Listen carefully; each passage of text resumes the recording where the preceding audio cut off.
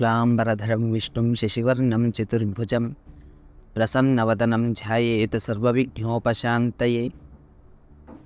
गुरुर्ब्रह्मा गुरुर्विष्णुः गुरुर्देवो महेश्वरः गुरुः साक्षात् परं ब्रह्म तस्मै श्रीगुरवे नमः। अरुणां करुणातरङ्गिताक्षीं धृतपाशाङ्कुशपुष्पबाणचापाम् अरिमादिभिरावृतां मयूकैः अहमिच्छेव विभावये भवानीं। हरि ओम्। స్వీకరించినటువంటి దశావతారాల గురించి విజ్ఞాపన చేసుకునేటటువంటి ప్రయత్నం చేస్తున్నాం. పూర్తయిన తర్వాత మనము రెండవ అవతారంలోకి ప్రవేశించాలి. నేను సాధ్యమైనంత తొందరగా ముగించేటటువంటి ప్రయత్నం చేస్తాను. ఒకానొకప్పుడు దుర్వాసో మహర్షి ఆయన భగవంతుడికి పూజించినటువంటి మాలని పట్టుకొని వస్తున్నాడు. వస్తూ ఉంటే ఎదురు ఇంద్రుడు ఐరావతాన్ని ఎక్కి గొప్ప బలగర్వంతో అధికార గర్వంతో వస్తున్నాడు. జయ జయ ధ్వానాలతో వస్తున్నాడు. వస్తూ ఉంటే అప్పుడే ఓ రాక్షసుని సంహరించి వస్తున్నాడు. అందరూ కీర్తిస్తున్నారు, నువ్వు చాలా గొప్పవాడివి, గొప్ప ఇంద్ర పదవిలో ఉన్నవాడివి, గొప్ప శాసకుడివి, అందరూ నీకు తలొంచి బతుకుతారు, నీలాంటి పదవి దొరకడం దుర్లభం అని ఇంద్రుడిని అందరూ కీర్తిస్తున్నారు. కీర్తిస్తుంటే సర్వసాధారణంగా కీర్తిస్తుంటే కొద్దిగా అహంకారం వస్తుంటుంది కదా. అహంకారం వస్తే ఏమవుతుంది? నాశనానికి కారణమవుతుంది. దుర్వాస మహర్షి వస్తున్నారు. వస్తుంటే ఇంద్రుడు వస్తున్నాడు, వాడు బాగుపడాలి. ఈశ్వర నిర్మాల్యము ధరిస్తే అది ఇతోధికంగా వారిని రక్షిస్తుంది అనేటటువంటి ఆలోచనతోటి భగవంతుడికి సమర్పించినటువంటి మాలను తీసుకెళ్ళి ఇంద్రుడికి ఇచ్చాడు. ఇస్తే ఆయన హేళగా కొద్దిగా గర్విష్ఠై దాన్ని ఇలా చూసి, ఏమిటి ఇంత గొప్పవాడిని, నాకు ఈ దండ అన్నట్లుగా తన ఏనుగు మీద 4 దంతములున్న ఏనుగు మీద ఐరావతం మీద పెట్టాడు. అది మంచి తేనెతో మంచిగా సువాసన లీనుతూ ఉన్నటువంటి మాల. వెంటనే తుమ్మెదలు వచ్చాయి దాని మీదకి. రాగానే ఆ తుమ్మెదల రొద, ఆ జంకారం ఇవన్నీ కలిసి ఏనుగు యొక్క చెవులకి గివ్వు గివ్వు గివ్వు గివ్వు గివ్వుమంటుంది. వెంటనే అది ఏం చేసింది అంటే తొండం పట్టుకొని పైన ఉన్నటువంటి కుంభస్థలం మీద ఉన్నటువంటి ఆ పుష్పమాలను తీసి కాళ్ళ కిందేసి ఇలా చీల్చి తొక్కింది. దుర్వాసుడు రుద్రాంశ కోపిష్టి చూశాడు. చూసి, భగవంతుడికి అర్పించినటువంటి మాలను నీకిస్తే ఇంద్రుడు అని, ఇంద్ర పదవిలో ఉన్నావని నీకింత అహంకారమా? నీ రాజ్యం చూసుకొని, నీ రాజ్యలక్ష్మి చూసుకొని ఇంత అహంకారమా? ఏ రాజ్యము చూసి, ఏ రాజ్యలక్ష్మి చూసి ఇంత అహంకరిస్తున్నావో అవన్నీ సముద్రంలోకి వెళ్ళిపోవుగాక అని వెళ్ళిపోయడం. అంతే. ఋషి యొక్క వాక్కు, ఋషి యొక్క తపశ్శక్తి తత్కారణం చేత ఇంద్రుడు రాజ్యహీనుడు అయ్యాడు. సంపదంతా కూడా సముద్రంలోకి వెళ్ళిపోయింది. అంటే వృధా అయిపోయింది, ఆయనకి దక్కకుండా పోయింది. వెనుక దుర్వాస మహర్షి యొక్క శాపము. రాక్షసులకు ఆధిపత్యం వహిస్తున్నవాడు బలిచక్రవర్తి. బలిచక్రవర్తి దేవతల మీదకు యుద్ధంకి వచ్చాడు. సర్వసాధారణంగా బలిష్ఠులే అయినప్పటికీ దేవతలు మహర్షి యొక్క శాపవాక్కు కారణం చేత బలహీనులైపోయారు. బలహీనులైపోతే బలిచక్రవర్తి వచ్చి యుద్ధం చేసేసరికి దేవతలందరూ ఓడిపోయారు. ఓడిపోయి తలో దిక్కు పారిపోయారు. తలో దిక్కు పారిపోతే ఏ దిక్కు పడితే ఆ దిక్కు పారిపోయిన దేవతలందరూ కూడా మళ్ళీ సమూహంకి చేరుకున్నారు, ఒక దగ్గరికి చేరుకున్నారు. చేరుకొని బ్రహ్మగారి దగ్గరికి వెళ్ళారు. ఆయనే మొదటి పురోహితుడు, ఏ సమస్య వచ్చినా ఆయన్నే అడగాలి. కాబట్టి ఆయన దగ్గరికి వెళ్ళి, మహానుభావ, మా శక్తులన్నీ క్షీణించాయి, మాకు గౌరవం లేదు, మాకు పదవి లేదు, మాకు రాజ్యలక్ష్మి లేదు, మాకు సంపద లేదు, మాకు అధికారం లేదు, గొప్పతనము లేదు. ఇవన్నీ కూడా దుర్వాస మహర్షి యొక్క శాపం కారణం చేత పోయింది. దయుంచి మేము ఏమి చేస్తే మళ్ళీ మేము వీటిని పొందగలము, అనుగ్రహించు అంటే, నీకైనా నాకైనా దిక్కు శ్రీమన్నారాయణుడే, పద వెడదాం అని చెప్పి శ్రీమన్నారాయణుడి దగ్గరికి వెళ్ళి పరమాద్భుతమైనటువంటి స్తోత్రం చేస్తారు. శ్రీమన్నారాయణుడి మీద, అంటే శ్రీ మహావిష్ణువు మీద స్తోత్రం చేస్తే చాలా సంతోషించినటువంటి శ్రీమన్నారాయణుడు దేవతలు బ్రహ్మ మొదలైన వాళ్ళందరూ నిలబడితే ఆయన ప్రత్యక్షమయ్యి స్వామి ఇలా ఇబ్బంది పడుతున్నాం, ఏం చెయ్యాలి అని అడిగితే, మీరందరూ కూడా క్షీరసాగర మదనం చెయ్యండి. మీ రాజ్యలక్ష్మి అన్నీ బయటకు వస్తుంది. మీరు బలహీనులైపోయారు కదా, బలం కలిగేటటువంటి శాశ్వతంగా మీకు ఇలాగా యవ్వనంలోనే ఉంచగలిగినటువంటి అమృతం కూడా బయటకు వస్తుంది. అమృతోత్పాదనం జరుగుతుంది, వెళ్ళండి చెయ్యండి. కానీ దానికి ఒక్క దేవతల శక్తి సరిపోదు. మీరు ఇప్పుడు శక్తి లేని వాళ్ళు అయ్యారు కాబట్టి మీరందరూ కూడా రాక్షసులతో వెళ్ళి స్నేహం చెయ్యండి. బలిచక్రవర్తితో స్నేహం చెయ్యండి. రాక్షసులందరూ కూడా మీ తల్లి ఇద్దరు కూడా అతిథి దితికి ఒకడే భర్త కశ్యపుడు కదా, మీకు తండ్రి ఒకలే, తల్లులు వేరు, అన్నదమ్ముల బిడ్డలు, అన్నదమ్ములు మీరందరూ అన్నదమ్ములు కాబట్టి హాయిగా సఖ్యంగా స్నేహం చెయ్యండి. కొంతకాలమైన తర్వాత క్షీరసాగర మదనం చెయ్యండి అన్నారు. వెళ్ళారు, స్నేహం చేయడానికి కూర్చున్నారు. అందరూ ప్రియమార ప్రేమతో హాయిగా అన్నా తమ్ముడు అని ప్రియమార పిలుచుకుంటే చాలా సంతోషించారు, హాయిగా ఉన్నారు. కొంతకాలం అయ్యింది. ఇంద్రుడు అన్నాడు బలిచక్రవర్తితో, మనం ఇలా క్షీరసాగర మదనం చేద్దాం, మందర పర్వతం పెట్టి వాసుకిని కవ్వంగా తెచ్చి చిలికితే మనకు దీని నుంచి అమృతం వస్తుంది. అమృతం వస్తే తత్కారణం చేత చాలా లాభాలు పొందొచ్చు, మనం ఎప్పుడూ చావకుండా ఇలాగే బతకొచ్చు. కాబట్టి మనం ఆ పని చేద్దామంటే సరే అని చెప్పి అందరూ పూనుకున్నారు. ఎవరు చెప్పారు వీళ్ళకి క్షీరసాగర మదనం చేయమని, మందర పర్వతాన్ని కవ్వంగా పెట్టుకోమని, తాడుని వాసుకిగా పెట్టుకోమని ఎవరు సలహా ఇచ్చారంటే శ్రీమన్నారాయణుడు సలహా ఇచ్చాడు. ఆయన వెళ్ళి అడిగారు కాబట్టి సరే అన్నారు. దేవతలు రాక్షసులు ఇద్దరూ ఒప్పుకున్నారు. మందర పర్వతాన్ని పెద్ద పెద్ద గండ్రగొడ్డలు పట్టుకొని, గుణపాలు పట్టుకొని, ఇవి పట్టుకొని వాళ్ళ బిరుదులు చెప్పుకున్నారు, వాళ్ళ బలాలు చెప్పుకున్నారు, వాళ్ళ గొప్పతనం చెప్పుకున్నారు, వాళ్ళ పరాక్రమం చెప్పుకున్నారు, వాళ్ళు చంపిన మనుషుల్ని చెప్పుకున్నారు, వాళ్ళు చేసిన కృత్యాలన్నీ చెప్పుకొని ఆ మందర పర్వతాన్ని ఎలాగో అలాగా అతి కష్టం మీద అందరూ కలిపి, దేవతలు రాక్షసులు కలిపి పైకెత్తారు. తెస్తే కొద్దిగా పైకెత్తితే వాళ్ళ చేతుల కింద కొంతమంది మీద ఆ మందర పర్వతం పడి చాలామంది దేవతలు, చాలామంది రాక్షసులు అక్కడికక్కడ శరీరాన్ని విడిచిపెట్టేశారు. వెంటనే నింద చేసింది ఎవరో తెలుసా? రాక్షసులు. ఎవరి సలహా తీసుకోకూడదు, వాళ్ళ సలహా తీసుకున్నాం. సలహా ఇచ్చిన వాడు ఎవరు? శ్రీ మహావిష్ణువు. ఆయన అన్నీ ఇలాంటివే చెప్తాడు. మందర పర్వతాన్ని తీసుకొని క్షీరసాగరాన్ని మదనం చేయడం ఎక్కడైనా జరుగుతుందా? తనని నమ్ముకున్న వాళ్ళు దేవతలు, వీళ్ళను రక్షించాలి, వీళ్ళకి మళ్ళీ రాజ్యలక్ష్మిని కట్టబెట్టాలి, వీళ్ళకి మళ్ళీ పదవిని ఇవ్వాలి, అమరత్వాన్ని ఇవ్వాలి. ఇన్ని జరగాలి అంటే తాను ముందుకు రావాలి. అందుకని ఒక్కసారి గరుత్మంతుడి మీద శ్రీమన్నారాయణుడు వచ్చాడు. వచ్చి ఆ మందర పర్వతాన్ని చేతిలో బంతి పట్టుకున్నట్లుగా అటు ఇటు ఇలా తిప్పి చూపించాడు. గరుత్మంతుడు ఒక్కసారి ఆ మందర పర్వతాన్ని తన రెండు చేతులతో ఇలా పట్టుకొని మూపురం మీద శ్రీమన్నారాయణుణ్ణి ఉంచుకొని ఒక్కసారి ఆ మందర పర్వతాన్ని ఇలా పైకెత్తాడు. అందరూ జయ జయ ధ్వానాలతో దేవతలందరూ సంతోషిస్తే ఇప్పుడు వాసుకి వచ్చి తాడుగా మారాలి. వాసుకి దగ్గరికి వెళ్ళి ప్రార్థన చేశారు.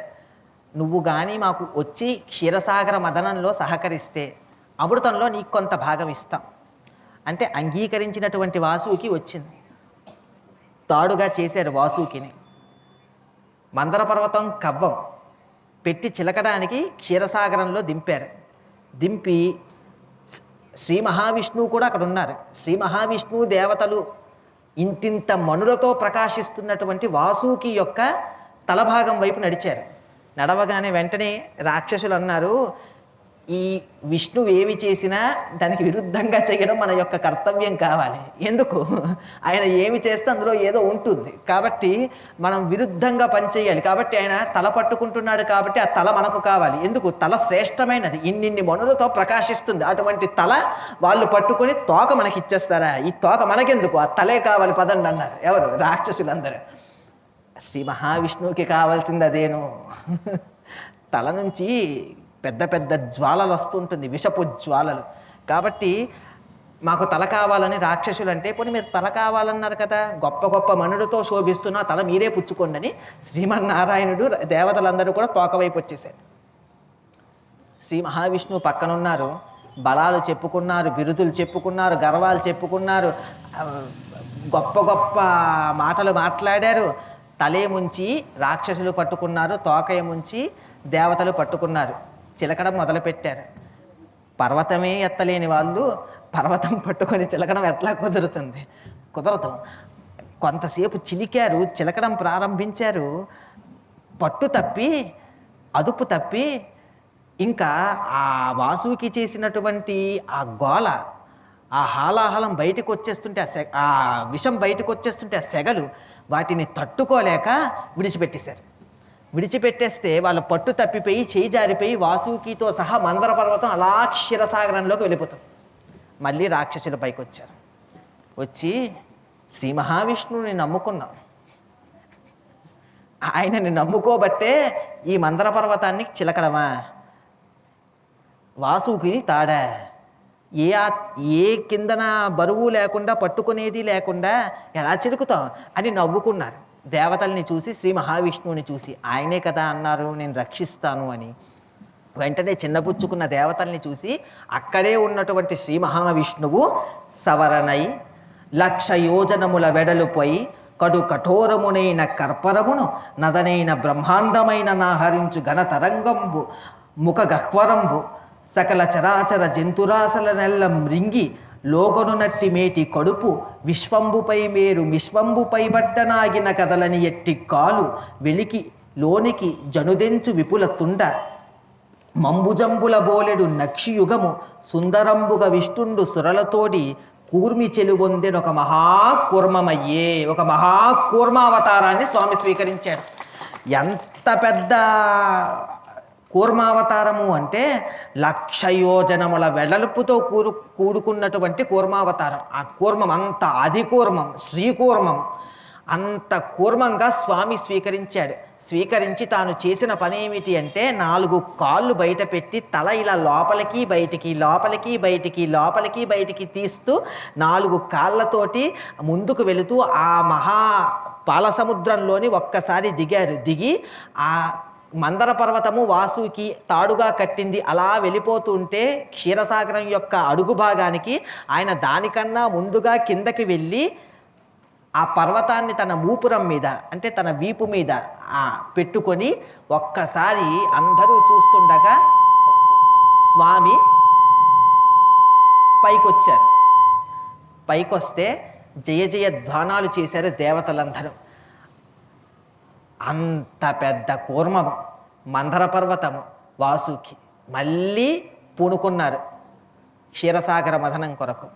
ఇతఃపూర్వమే దేవతలకు శ్రీ మహావిష్ణువు చెప్పారు, మీరు క్షీరసాగర మథనం చేస్తే మొట్టమొదట హాలాహలం వస్తుంది, అయినా మీరు ప్రయత్నిస్తే అమృతం వస్తుంది అని చెప్పారు. అలాగే అని పూనుకొని ఆదికూర్మము శ్రీకూర్మము ఉంటే ఆ కూర్మము వీపు మీద ఉన్నటువంటి మందర పర్వతాన్ని వాసుకితో తాడుగా చేసుకొని చిలకడం మొదలుపెట్టారు. పెద్ద హాలాహలము ఉత్పన్నమైంది. ఎంత గొప్ప హాలాహలము ఉత్పన్నమైందంటే ఆ పాలవెల్లి లోపల నప్పటి కప్పటికి మందరాగము దిరుగం జప్పుడు నిండిన జాండము సప్పెడిదే మజుని చెవులు సిందరగొని అని ఆ మందర పర్వతం ఇలా తిరుగుతుంటే ఆ చప్పుడికి బ్రహ్మగారి యొక్క చెవులు గింగురుమన్నాయట. అంత పెద్ద చప్పుడు వచ్చిందట. ఇంత పెద్ద చప్పుడు ఎక్కడ జరుగుతుంది? ఆదికూర్మం యొక్క వీపు మీద జరుగుతుంది. ఆలోల జలధి లోపల నాలోనహి విడిచి సురులు నసురులు బరవంగీలా కోలాహలమే హాలాహల విషము పుట్టినవనీనాథ. ఆ లోపల నుంచి ఒకానొక హాలాహల విషము బయటికి పుట్టింది. ఆ బయటికి పుట్టినటువంటి హాలాహలము ఎలా ఉంది అంటే ప్రళయకాలంలోని రుద్రుడి యొక్క కంటి మంట ఎలా ఉంటుందో దానికి 100 రెట్లు అధికంగా ఉంది. ప్రపంచాన్నంతటినీ కాల్చేస్తుంది. ఎన్నో జంతురాశులన్నీ కూడా ఇబ్బంది పడ్డాయి, కాలి దగ్ధమైపోయాయి. అది వ్యాపించినటువంటి తీరు ఎలా ఉంది అంటే అడవుల్ని కాల్చేసింది, ఆకాశం పైకి చెలరేగుతుంది. ప్రళయకాలంలో జరిగేటటువంటి ప్రళయమా అన్నంత గొప్పగా ఆ ప్రళయం జరుగుతుంది. అంతా నిండిపోతుంది, బ్రహ్మాండం అంతా నిండిపోయింది. పైలోకాలు నిండిపోయాయి, కింద లోకాలు నిండిపోయాయి. చాలామంది దానిలో తట్టుకోలేక, వేడిని తట్టుకోలేక, హాలాహలం ఆ విషాన్ని తట్టుకోలేక శరీరాన్ని విడిచిపెట్టేశారు. అందరూ ఇబ్బంది పడుతున్నారు. అంత ఇబ్బంది పడుతూ ఉంటే చూశాడు. ఎవరు? దేవతలు, చతుర్ముఖ బ్రహ్మగారు, శ్రీ మహావిష్ణువు చూస్తే ప్రార్థన చేశారు. ఎవరిని ప్రార్థన చేశారు? అగ్రతాంబూల నీకే ఈశ్వర, రా, ముందు ఏదొస్తే అది నువ్వు పుచ్చుకోవాలి, కాబట్టి నువ్వు రా. భూతాత్మ, భూతేశ, భూతభావన రూప, దేవ, మహాదేవ, దేవవంజ, ఈ లోకములకెల్లా ఈశ్వరుండవు నీవు. బంధమోక్షములకు ప్రభుడవు నీవు. ఆర్త శరణ్యుండవగు గురుండవు నిన్ను కోరి భజింతురు కుశలమతులు. సకల సృష్టి స్థితి సంహారకర్తవై బ్రహ్మ విష్ణు శివాఖ్యబరుగు నీవు. అన్నీ నీవే. ఓ భూతాత్మ, ఓ భూతేశ, ఓ భూతభావన, ఈ దేవతలందరికీ దేవుడువి నీవే, మహాదేవుడు నీవే, అన్ని దేవతలు నమస్కరించడానికి యోగ్యుడవు నీవే. అటువంటి స్వామి నువ్వురా. నువ్వు ఎటువంటి వాడివి? ఎంత గొప్పవాడివి? అగ్నిముఖంబు, పరాపరాత్మకమాత్మ, కాలంబు గతి, రత్నగర్భ పదము, శ్వసనంబు నీ యూర్పు, రసన జలేషుండు, దిశలు కర్ణంబులు, దివము నాభి, సూర్యుండు కన్నులు, శుక్లంబు సలిలంబు, జఠరంబు జలదులు, చదలు శిరము, సర్వౌషధులు, రోమచయములు, శల్యంబులద్రులు, మానసమృతకరుడు, చందంబులు, ధాతువులు, ధర్మసమితి హృదయము, మాస్యపంచక ముపనిషదాహ్వయంబు, నైన నీ రూపు పరతత్వమై శివాఖ్యమై స్వయం జ్యోతి అయి యొప్పు నాజ్యమగుచు. స్వామి, అగ్ని నీ ముఖం, జీవాత్మ పరమాత్మ కలయిక నీ ఆత్మ, కాలము నీ నడక, భూమి నీ పాదం, వాయువు నీ శ్వాస, వరుణుడు నీ నాలుక, దిక్కులు నీ చెవులు, స్వర్గము నీ నాభి, సూర్యుడు నీ దృష్టి, నీరు నీ వీర్యం, సముద్రాలు నీ గర్భం, ఆకాశం నీ సరస్సు, ఔషధులన్నీ నీ రోమ సమూహాలు, పర్వతాలు నీ ఎముకలు, నీ ధాతువులు, ధర్మశాస్త్రాలే నీ హృదయం, ఉపనిషత్తులు నీ ముఖము, నీ రూపము పరతత్వము, నీవు స్వయం ప్రకాశకుడవు, శివుడవు, పరంజ్యోతివి నీవు అని విష్ణువుతో కూడుకున్నటువంటి బ్రహ్మగారు స్తుతించారు. స్తుతిస్తే చాలా సంతోషించినటువంటి పరమేశ్వరుడు పక్కనున్నటువంటి పార్వతీదేవితో, అందున ఈరోజు మంగళవారం కదూ, పక్కనే కూర్చున్నటువంటి పార్వతీదేవితో మాట్లాడుతూ, కంటే జగముల దుఃఖం, వింటే జలజనిత విషము వేడిమి, ప్రభువయ్యుంటకు నార్తుల యాపత, గెంటించుట ఫలము దానకీర్తి మృగాక్షి. ఓ మృగాక్షి, విన్నావా?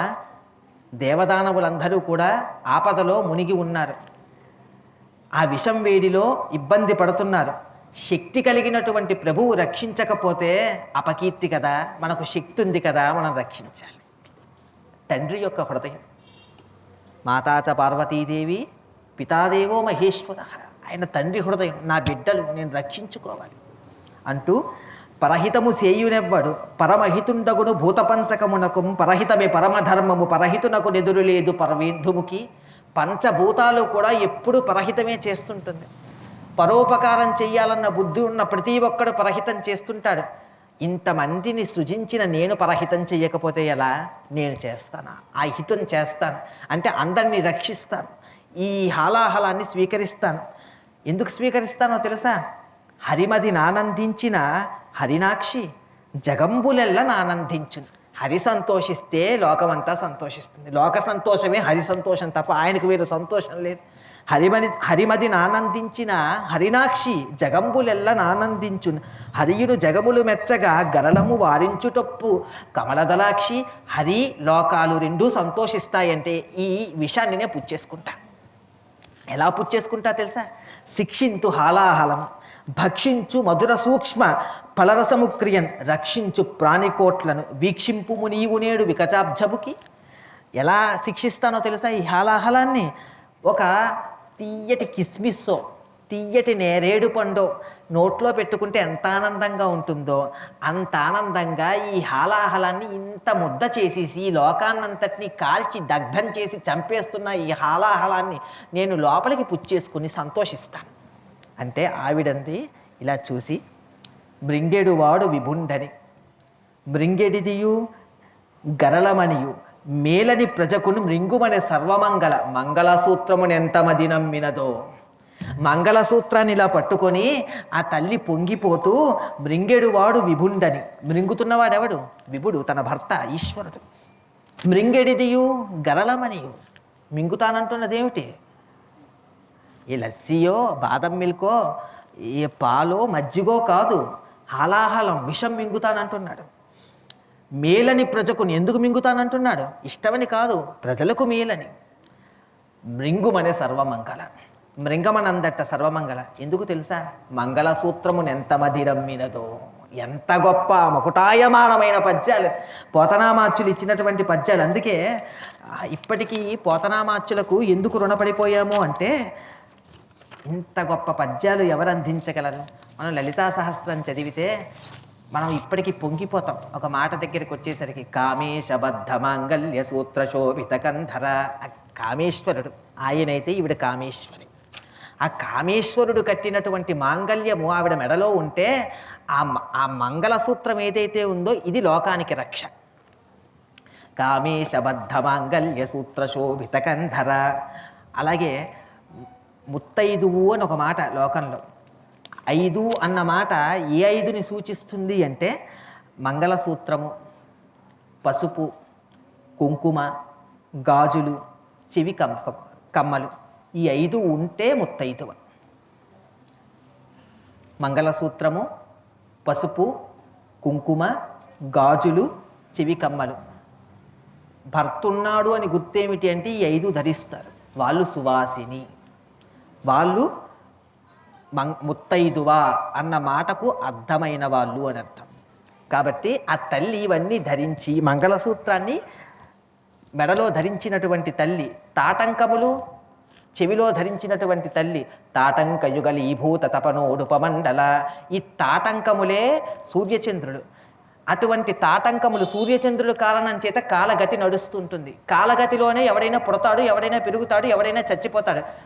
సూర్యచంద్రులే తాటంకములుగా ఉన్నటువంటి ఆ తల్లి దేన్ని నిగ్రహించలేదు, దేన్నైనా నిగ్రహించగలదు. కాబట్టి నువ్వు తాగేమని చెప్పింది ఆ తల్లి. నీకేమి ఇబ్బంది ఉండదు, నువ్వు తాగే. ఎందుకు? అన్నిటిని నిగ్రహించగలిగినటువంటి సర్వమంగళా దేవత, ఆ మంగళగౌరీ స్వరూపము. అందుకు కదూ వివాహంలోని ఎందుకు గౌరీదేవిని పూజ చేస్తారు అంటే, ఏ తల్లి యొక్క మాంగళ్యము శివుణ్ణి కాపాడిందో, శివుణ్ణి కూడా రక్ష చెయ్యగలిగినటువంటి మాంగళ్య బలం ఏ తల్లికి ఉందో అటువంటి మాంగళ్య బలం నాకు ఉండుగా కానీ మంగళగౌరీ పూజ. శంకరులు అంటారు సౌందర్య లహరిలో, సుధామప్యాస్వాద్య ప్రతిభయజరా మృత్యుహరిణి విపద్యంతే విశ్వే విదిశతమఖాద్యా దివిశద కరాలం యక్ష్వేలం కబలితవత కాల కలనా నశంభో తన్మూలం తవ జనని తాటంక మహిమ. అమృతం పుచ్చుకున్న దేవతలట్ట హాలాహలం దగ్గరకు వస్తే భయపడిపోయి పారిపోతారు. తర్వాత అయినప్పటికీ కూడా, ఇంతమంది పారిపోయినప్పటికీ కూడా ఒక్కరు నేను ముందుకొచ్చి అందరినీ రక్షిస్తానని చెప్పి ఈ హాలాహలం నేను పుచ్చుకుంటాను, ఒక మంచి పలరసంలాగో ఒక మంచి పండులాగో నేను పుచ్చేసుకుంటానని చెప్పి ఒక ఆయన వచ్చి ముందుకొచ్చి పుచ్చుకున్నాడట ఈశ్వరుడు. ఎందుకు పుచ్చుకున్నాడు? అమ్మా ఎందుకు పుచ్చుకున్నాడో తెలుసా? తవ జనని తాటంక మహిమ అన్నారు శంకరులు. అమ్మా నువ్వు చెవికి పెట్టుకున్న తాటంకములున్నాయే, పరమేశ్వరుడు నిలబడ్డాడంటే విషం పుచ్చుకొని కూడా తవ జనని తాటంక మహిమ, నీ యొక్క తాటంకములకున్న మహిమమ్మ, ఇంకోటి కాదు.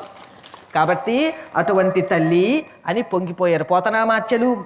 మృంగెడు వాడు విభుంటని, మృంగెడిదియు గరలమని, మేలని ప్రజకున్ మృంగుమని సర్వమంగళ మంగళసూత్రముని ఎంతమది నమ్మినదో అని పొంగిపోయారు. వెంటనే హాలాహలాన్ని పరమేశ్వరుడు పుచ్చుకున్నాడు. లోపలికెళ్తే అనేక లోకాలు, బయటకు వస్తే దేవదానవులు. లోపల ఇబ్బంది కాకూడదు, బయట ఇబ్బంది కాకూడదు. అందుకే గొంతులో పెట్టేసుకుని అప్పటి నుంచి గరళకంఠుడు, శ్రీకంఠుడు, విషకంఠుడు అనేటటువంటి నామాలను సార్థక్యం పరమేశ్వరుడు చేసుకుని కూర్చున్నాడు. పోతనామాచ్యులు అంటారు, హాలాహల భక్షణ కథ హేళాగతి విన్న వ్రాయ నెలిమి బటింపన్ వ్యాలానల వృచ్చికముల పాలై చెడరెట్టి జనులు భయరహితులై. ఎవరైతే ఈ హాలాహల భక్షణ కథ వింటారో వాళ్లకు పాముల వల్ల కానీ, తేళ్ల వల్ల కానీ, అగ్ని వల్ల కానీ రావాల్సినటువంటి కష్టాలు ఏవైనా ఉంటే పోతాయి. అది హాలాహల భక్షణ కథ వినడం యొక్క ఫలము అని పోతనామాచ్యులు చెప్పారు. ఆ తర్వాత మళ్ళీ క్షీరసాగరాన్ని మదనం చేయడం మొదలుపెట్టారు. అలా క్షీరసాగరాన్ని మదనం చేయడం మొదలు పెడితే కామధేను వచ్చింది, దాన్ని దేవమునులు పుచ్చుకున్నారు. ఉచ్చైశ్రవం వచ్చింది, దాన్ని బలిచక్రవర్తి పుచ్చుకున్నారు. ఐరావతం వచ్చింది, దాన్ని ఇంద్రుడు పుచ్చుకున్నారు. కల్పవృక్షం వచ్చింది, ఇంద్రుడి యొక్క ఉద్యానవనంలోకి తీసుకున్నారు. అప్సరస స్త్రీలు వచ్చారు. చంద్రుడు వచ్చారు, యథాస్థానానికి వెళ్ళిపోయాడు. లక్ష్మీదేవి వచ్చింది, ఎక్కడికి వెళ్ళిపోతుంది? శ్రీమన్నారాయణుడి దగ్గరికి వెళ్ళిపోతుంది. రాజ్యలక్ష్మి పోయింది కదా, లక్ష్మి మళ్ళీ బయటకు వచ్చింది క్షీరసాగర మథనంలో. ఎక్కడికి వెళ్ళిపోయిందంటే ఆ తల్లి మళ్ళీ శ్రీమన్నారాయణుడు యొక్క వక్షస్థలంలో ఉంటుంది. కమలాకు చచూచు కకుంకుమతో నియతారు నితాతుల నీలతను అని మనం కీర్తిస్తుంటామే. ఆవిడ నిత్యము ఇక్కడ వసిస్తూ ఉంటుంది ఆ స్వామికి. కాబట్టి ఆ స్వామి యొక్క హృదయస్థానానికి వెళ్ళిపోయింది. ఎలా చూసుకున్నారట? వాళ్ళు వస్తుండేటప్పుడు ఒక మాట చెప్పి నేను ముందుకు పెడతాను. శంకరులు అంటారు కనకధారా స్తోత్రంలో, ముగ్ధా ముహుర్విదధతి వదనే మురారే ప్రేమత్రపా ప్రణిహితాని గతాగతాని మాలా దృశోర్మధుకరీవ మహోత్మలేయ సామే శ్రియం దిశతు సాగర సంభవాయా అంటారు. ఎవరు? శంకరులు కనకధారాస్తవం చేస్తూ ముగ్ధ అన్న శబ్దాన్ని వాడారు. ముగ్ధ అన్న శబ్దానికి అర్థం ఏమిటి అంటే ఇంకా చూడాలా వద్దా? చూస్తే ఏమనుకుంటారు, చూడకపోతే ఏమనుకుంటారు అని చూసి చూడనట్లుగా ఒకరినొకరు చూసుకున్న చూపుకి ముగ్ధ అని పేరు. లక్ష్మీదేవి శ్రీమన్నారాయణుడి వంక చూస్తుంది, దించుకుంటుంది తల. ఎందుకు? దేవతలు ఉన్నారు, దానవులు ఉన్నారు, బ్రహ్మ ఉన్నారు, ఇంతమంది ఉన్నారు. ఇంతమంది ఉన్నప్పుడు ఇలా కళ్ళలో కళ్ళు పెట్టి చూస్తే ఏమనుకుంటారు? వీళ్ళందరూ పిల్లలు ఏమనుకుంటారు? ఏమైనా అనుకుంటారు. కాబట్టి అలా చూడదు. ఒక్కసారి ఇలా తల పైకెత్తి చూస్తుంది. చూసి మళ్ళీ ఒకసారి ఎవరైనా చూస్తారేమో బాగుండదేమో అని తల దింపేసుకుంటుంది. శంకరులు అన్నారు, అమ్మా నువ్వు ఇలా చూస్తావు కదా, ఆయన ఒక్కసారి నువ్వు చూస్తున్నావా లేదని ఇలా చూస్తారు కదా, అలా దోబూచులాటలో ఒకరినొకరు చూసుకుంటారు కదా, ఆ చూపుల వరస ఉంది కదా, గత నీ ఆ వరస ఉంది కదా, ఆ వరస మాకు మంగళములు చేకూర్చుగాక. ముగ్ధా ముహుర్విదధతి వదనే మురారే ప్రేమత్రపా ప్రణిహితాని గతాగతాని. నీ దగ్గర నుంచి ఆయనకి, ఆయన దగ్గర నుంచి నీకు వచ్చి వెళ్ళి వచ్చి వెళ్ళి వచ్చి వెళ్ళి ఆ చూపులున్నాయే అవి మాకు సామే శ్రియం దిశతు సాగర సంభవాయా, అది మాకు మంగళములు చేకూర్చుగాక అంటారు. ఒకనొకప్పుడు కృష్ణుడు రుక్మిణీదేవి వివాహంలో కూర్చున్నారు, జరిపిస్తున్నవారు బ్రహ్మగారు. కూర్చుంటే రుక్మిణీదేవి అస్సలు తలపైకెత్తదు, ఇలాగే కూర్చొని చూస్తుంటుంది. శ్రీకృష్ణుడు ఎంతసేపు రుక్మిణీదేవి తల కిందకే పెట్టుకొని చూస్తా తప్ప ఒక్కసారి నా వంక చూడదేంటి అని అలా తన వంకే చూస్తున్నాడు. ఎంత బ్రహ్మగారైనా ఏమో చిన్న చిన్న పనులు ఉంటాయి కదా, అటువైపు ఇలా లేచి పక్కకు వెళ్ళాడు. రుక్మిణి నువ్వు నన్ను చూడడం లేదేమిటి, నేను ఎన్ని మాళ్ళు నిన్ను చూస్తున్నానో తెలుసా అన్నాడు. లేదండి నేను మిమ్మల్నే చూస్తున్నాను. అదేమిటి నేను నిన్ను చూస్తున్నాను, నువ్వు ఒక్కసారి తలపైకి ఎత్తలేదు, నన్ను ఎలా చూస్తున్నావు అంటే ఏమీ లేదు, ఇదిగో ఇక్కడ పెద్ద మణి ఉంది కదా మెడలో వేసుకున్న హారంలో, ఆ మణిలో మీ ప్రతిబింబం కనబడుతుంది, నేను మిమ్మల్నే చూస్తున్నానండి అని. ముగ్ధ. కాబట్టి లక్ష్మీదేవికి ఆయనంటే ప్రీతి, ఆయనకు లక్ష్మీదేవి అంటే ప్రీతి. కాబట్టి లక్ష్మీదేవిని శ్రీ మహావిష్ణువు బ్రహ్మగారి ఇలా చేతిలో చెయ్యి పెట్టి స్వీకరిస్తే ఆ తల్లి పక్కన కూర్చొని ఆయన హృదయస్థానాన్ని అలంకరించింది. ఆ తర్వాతే వారుని అనబడేటటువంటి వచ్చింది, అది రాక్షసులు స్వీకరించారు. ఆ తర్వాత అమృత కలశం వచ్చింది. ధన్వంతరి పట్టుకొని అమృత కలశం పట్టుకొని పైకి వచ్చాడు. పైకి రాగానే రాక్షసులు వచ్చారు. ముందు రాక్షస బుద్ధి అన్న మాటను చూశారు. వచ్చి ఒరే ఇది దేవతలకు దక్కకూడదు అని ఒక్కసారి ధన్వంతరి మీద పడిపోయి అమృత కలశ పట్టుకొని లాక్కొని పారిపోయారు. పారిపోతే ఆ రాక్షసుల్లోనే కొంతమంది అన్నారు, ఒరే మనతో సమానంగా కష్టపడ్డారు కదరా, వాళ్ళకు కూడా అమృతం దొరకడం మంచిదే, ఎందుకంటే మనకు అన్నదమ్ములు, వాళ్ళు సంతోషంగా ఉంటే మంచిదే కదా, దేనికిరా ఈ పిచ్చ వద్దొద్దు అంటే గుద్దులాడుకొని అయినా పట్టుకెళ్ళిపోయారు. అందులోని ఎవడు బలవంతుడో వాడి చేతికి అమృత కలశ మారుతుంది. దేవతలందరూ దీనవదనులై మళ్ళీ ఎవరి పాదాలు పట్టుకోవాలి? ఆయనే దిక్కు, ఈ మాయకంతటికి ఆయనే దిక్కు, మాయ నుంచి బయటపడాలన్నా ఆయనే దిక్కు, మాయలో కొట్టుమిట్టాడాలన్నా ఆయన దృష్టే, బయటపడాలన్నా ఆయన దృష్టే.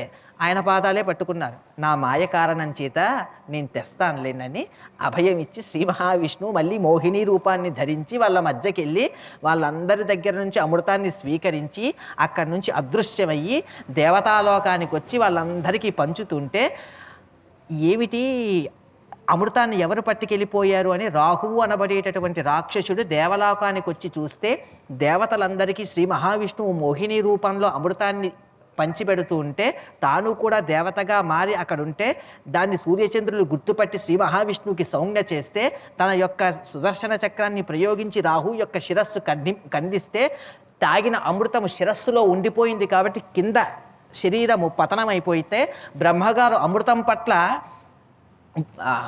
గొప్పతనాన్ని ప్రకటించాలి కాబట్టి దాన్ని పట్టుకొని రాహువు యొక్క ఒక గ్రహంగా లోకానికి ప్రకటించి ఆకాశంలో నిలపబడితే సూర్యచంద్రుల మీద ఉన్నటువంటి కోపంతో ఇప్పటికీ రాహువు సూర్యుడిని చంద్రుడిని గ్రహిస్తుంటాడు. అదే గ్రహణము. కాబట్టి ఇది కథ. ఆయనే కూర్మమయ్యాడు, ఆయనే సమస్యలన్నీ పరిష్కరించాడు, ఆయనే ఇన్ని బయటికి రావడానికి కారణమయ్యాడు, ఆయనే చిట్ట చివరికి దేవతలకు కాదని రాక్షసులకి అమృతం వెళ్ళిపోతే మళ్ళీ ఆయనే మోహిని స్వరూపాన్ని స్వీకరించి మరలా వచ్చి దానవుల దగ్గర నుంచి అమృత పాత్రను స్వీకరించి దేవతలకు కట్టబెట్టాడు. ఆ ఒక్కడు కారణం చేత ఇంత నడిచింది. అది శ్రీ మహావిష్ణువు అంటే. ఆయన దయ కాబట్టి కూర్మావతారంగా వచ్చి అంతమందిని రక్షించి అంత ఇబ్బందులు పడినా అంతమంది రాక్షసులు ఎన్నో మాటలన్నా ఈ సలహాలు ఏమిటి ఈ పనులేమిటి అని అన్నా ఇది నెరవేరాలి, దేవతలందరూ బాగుపడాలి, నన్ను నమ్ముకున్న వాళ్ళు బాగుపడాలి, నా పాదాలు పట్టుకున్న వాళ్ళు బాగుపడాలని విశ్వసించి అనుకున్నాడు కాబట్టి మనఃపూర్వకంగా శ్రీ మహావిష్ణువు కూర్మావతారమై బయటకు వచ్చారు. అదే శ్రీకూర్మము, ఆది కూర్మము. మన పక్కనే ఉంది శ్రీకూర్మ క్షేత్రం, పరమాద్భుతమైనటువంటి క్షేత్రం. స్వామివారిని చూస్తే నిజంగా మూపురం చూస్తే స్వామి ఈ మూపురం మీద కదా అంత పెద్ద మంత్రపర్వతాన్ని వహించావు స్వామి, నీ పాదములకు నమస్కారం అని ఆ పాదములు పట్టి వేడుకుంటూ నమస్కరిస్తూ ఈనాడు మత్స్యావతారము కూర్మావతారము అనేటటువంటి పరమాద్భుతమైనటువంటి 2 అవతారాల గురించి విజ్ఞాపన చేశాము. రేపటి రోజున వరాహావతారము, నృసింహావతారము. నృసింహావతారం గురించి ఏం చెప్తారు అంటే భాగవతానికి నృసింహావతారము ప్రహ్లాద చరితము హృదయము, హృదయస్థానము అని చెప్తారు. కాబట్టి పరమాద్భుతమైనటువంటి ఘట్టము రేపటి రోజు మనందరం కలుసుకునేటటువంటి ప్రయత్నం చేద్దాం. మీరందరూ చాలా శ్రద్ధగా సంతోషంగా కాలాతీతమైన మీరందరూ విన్నారు. మీ అందరికీ ధన్యవాదాలను ఆవిష్కరిస్తూ మంగళాశాసనపరైర్మదాచార్య పురోగమై సర్వైశ్య పూర్వైరాచార్యై సత్కృతాయాస్తు మంగళం. మంగళం కోసలేంద్రాయ మహనీయ గుణాత్మనే చక్రవర్తి తనూజాయ సార్వభౌమాయ మంగళం. ఉమాకాంతాయ కాంతాయ కమితార్థ ప్రదాయినే శ్రీగిరీశాయ దేవాయ మల్లినాథాయ మంగళం. సర్వం శ్రీమామహేశ్వర పరబ్రహ్మార్పణమస్తు. స్వస్తి.